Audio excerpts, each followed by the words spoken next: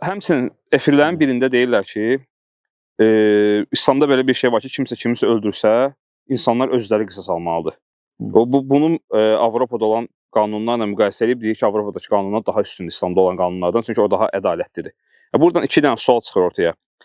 Ola bilərmi ki, həmin insan düzgün başa düşməyib qisas məsələsini? Və ikinci məsələ, əslində qisas necə anlaşılmalıdır İslamda? Elhamdülillah, bilirsiniz, Avropada ümumiyyətlə qayda qanun yox idi. Onlar sonradan qayda qanun gəldi ora. O da o vaxt ki müsəlmanlar indiki İspaniyanı almışdılar. Hətta onların özləri etiraf edirlər bəziləri ki, alimləri ki, yaxşı ki o vaxt müsəlmanlar oranı aldılar. Müsəlmanlar oranı almaqla ora elm gəldi, savad gəldi. Ora təmizlik gəldi, həm mənəvi, həm cismi. Onlar bildilər ki, yonmaq lazımdır. Onlar bildilər ki, məsələn, ətir vurmaqla eybləri gizlədə bilməyəcəksən. Nə qədər ətir fikirləşsən də. Əksinə, İslam elm dinidir. Əmin-amanlıq dinidir, təmiz dindir, həm daxilən, həm zahirən. Yəni, görsən ki, insan avamdır. Qisas məsələsi misal gətirir. Qisas düzdür. Allah Subhanahu taala buyurur ki, وَلَكُمْ فِي الْقِسَاسِ حَيَا Əl-əyə. Yəni, qisas almaqda sizə həyat var, yəni yaşamaq.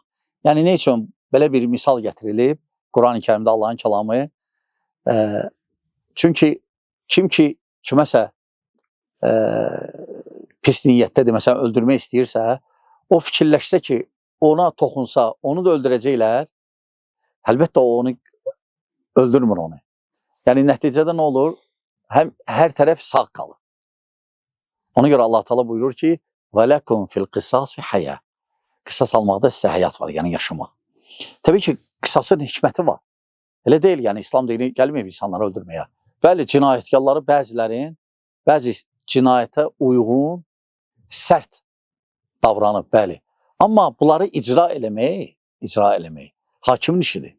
Belə deyil ki, yəni kim ki, əli başa düşüb ki, görsən oğurluq eləyir, tut küçədə oğrun əli kəs, sənin işin deyil o, olmaz sən. O sənə aid deyil, o dövlətin, hakimin işidir, cəzalandırmaq. Ona görə kim ki, hələ başa düşüb ki, oğurluq eləyən küçədə götür, kəs əlini, olmaz. Məhkəmə lazımdır. Məhkəmə olmalıdır, hakim qarşısında, sübut olunmalıdır. Baxmaq lazımdır, nə oğruyub, nə səbəbə görə. Elə vaxt ola bilər ki, insan aclıq bürüsün əryanı. Ona görə belə nəql edirlər ki, Ömər bin Xattabın vaxtında hətta aclıq çoxalmışdı müəyyən bir məntəqədə, yerdə. Və insanlar başlamışdı oğurlamağa.